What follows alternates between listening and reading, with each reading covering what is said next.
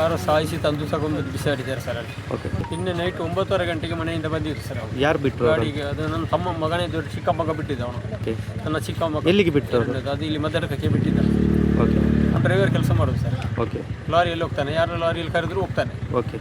ಹಾಗೆ ನಿನ್ನೆ ಅವರು ಹೊರಟದ್ದು ಅದೇ ಲೋಡ್ ಆಗಿದೆ ಅಂತ ಹೇಳಿ ಫೋನ್ ಮಾಡಿ ಅವರು ಕರೆಸಿದ್ದು. ಓಕೆ. ಅದಕ್ಕೆ ಇವನು ಬಿಡ್ಲಿಕ್ಕೆ ಅಂತ ನನ್ನ ಚಿಕ್ಕ ಮಗ ಬಂದಿದ್ದಾನೆ. ನೈಟ್ 9:30ಗೆ ಮನೆಯಿಂದ ಬಿಟ್ಟಿದ್ದಾನೆ. 10 ಗಂಟೆಗೆ ಅಲ್ಲಿ ಬಿಟ್ಟು ವಾಪಸ್ ಮನೆಗೆ ಬಂದಿದ್ದಾನೆ ಚಿಕ್ಕ ಮಗ. ಓಕೆ. ಅದರ ನಂತರ ಎಂತ ಮಾಡಿದ್ದಾರೆ ಅಂತ ಗೊತ್ತಿಲ್ಲ. ನಮಗೆ ಈಗ ಬೆಳಿಗ್ಗೆ ಒಂದು 12 ಗಂಟೆ 11 ಗಂಟೆ ಆಗಿದೆ ಅಂತ 11:30 ಆಗಿದೆ.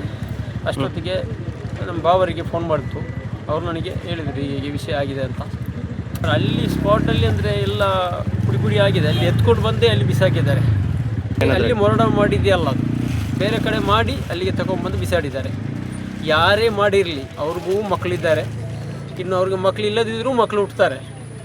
ಇನ್ನೊಬ್ಬರ ನೋವು ಅವ್ರಿಗೆ ಹೇಗೆ ಅಂತ ಚೆನ್ನಾಗಿ ಗೊತ್ತಾಗ್ತದೆ. ಒಂದು. ಎರಡನೇದಾಗಿ ಇದಕ್ಕೆ ತಕ್ಕ ಅಧಿಕಾರಿಗಳು ಯಾವ ಕ್ರಮ ಉಂಟು ಅದನ್ನು ಸೂಕ್ತವಾಗಿ ಅವ್ರು ಮಾಡಬೇಕು, ಸೂಕ್ತವಾಗಿ ಕ್ರಮ ಕೈಗೊಳ್ಳಬೇಕು. ಯಾಕಂತ ಹೇಳಿದರೆ ಇನ್ನು ಅವರಿಗೆ ಸಪೋರ್ಟ್ ಮಾಡೋದು, ಇವರಿಗೆ ಸಪೋರ್ಟ್, ನನ್ನ ಮಗನಿಗೂ ಸಪೋರ್ಟ್ ಮಾಡೋದು ಬೇರೆ, ಅವ್ರಿಗೂ ಸಪೋರ್ಟ್ ಮಾಡಬಾರ್ದು. ಅವರಿಗೆ ಜೀವಾವಧಿ ಶಿಕ್ಷೆಯನ್ನು ಕೊಡಬೇಕು.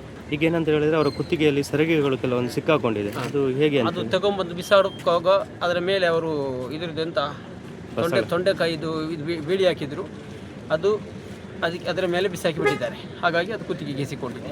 ಈಗ ನಿಮಗೆ ಪಕ್ಕಾಗಿದೆ ನಾನು ನೋಡಿದ್ದೇನೆ ಕರೆಕ್ಟಾಗಿ. ಅಂದರೆ ಕೊಲೆನೇ ಅಂತ? ಕೊಲೆ.